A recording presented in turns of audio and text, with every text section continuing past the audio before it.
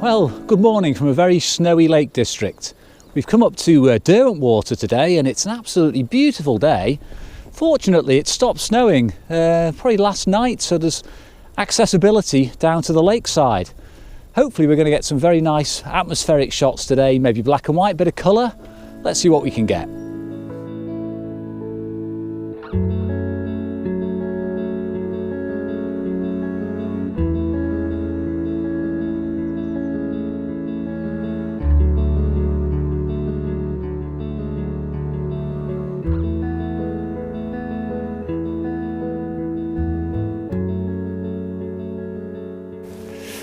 Okay, we've just walked down from the car park, about 5 minutes down to the side of Derwentwater, and it is stunning down here. The wind has completely dropped and we're sheltered by the mountains. It was so windy on the way up in the car, we weren't sure if we could get out and shoot.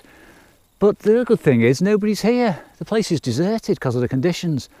We can't get as far down the lake as we'd have liked to because of the snow and ice, but there's plenty to shoot around here, and I think we could even have a walk up to Ashness Bridge and surprise you later. Can't get the car up there, but the leg should be able to do it for us.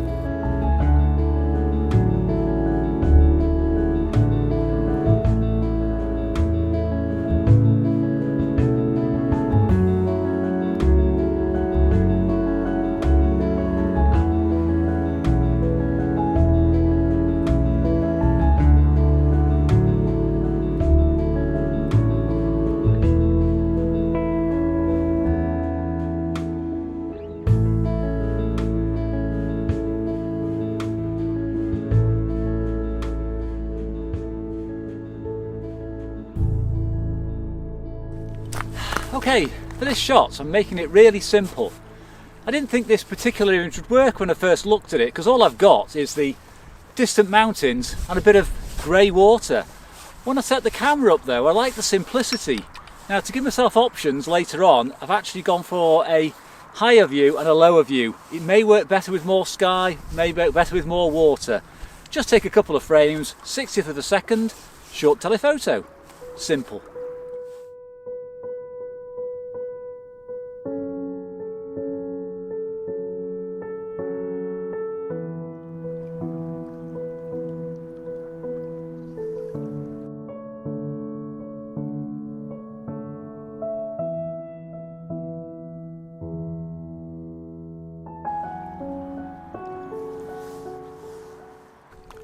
Okay, I'm in the flow of things now. I'm actually taking some pictures.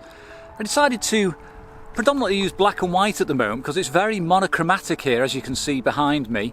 I do have colour film with me though. If it brightens up a little bit, or there's a little bit of colour in some of the ferns, the grasses, the trees, I'll break that out. But I'm going for a muted look, so even if I do use colour, it'll be something like Portra or Provia slide film.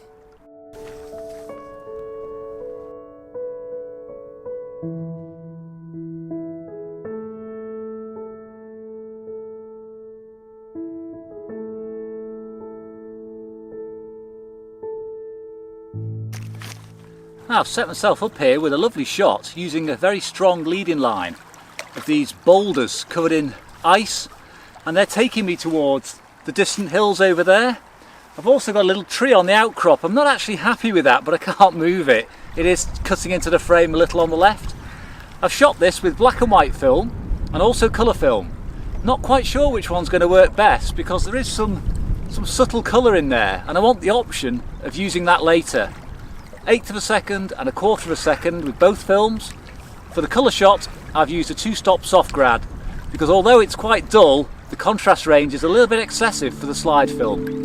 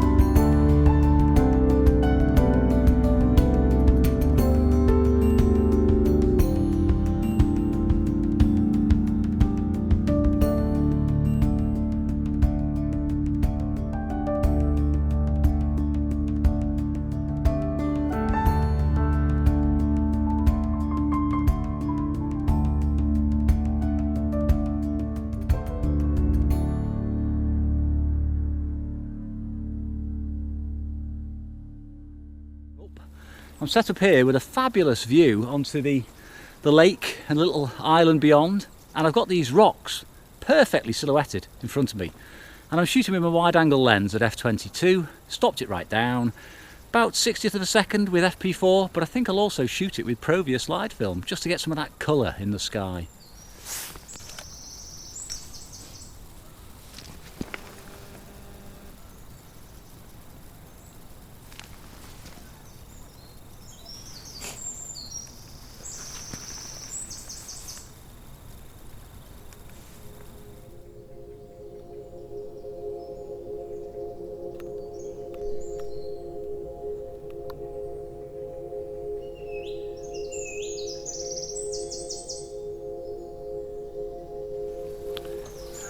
I'm actually working a bit quicker than I'd like to because the light's changing so fast, and I haven't really got the luxury of spending ages on each composition, so I'm having to take 2 frames and just hope one's going to come out.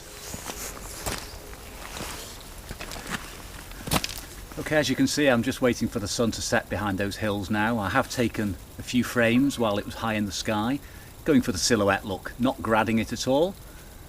When it goes down behind that hill, I want a bit of a glow. At that point I'm going to start shooting some colour again, also some black and white.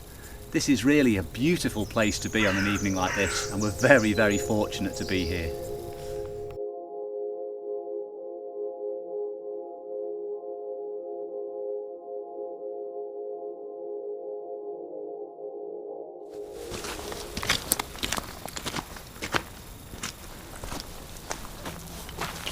Well, I've rushed back down to the jetties where I was earlier, and the light's lovely and soft now because the sun has gone down behind the hills. Shooting with a long lens and a 1.4 times converter to really crop in, I do have the jetty posts, shooting about half to a quarter of a second, both with a slide film, Provia and FP4.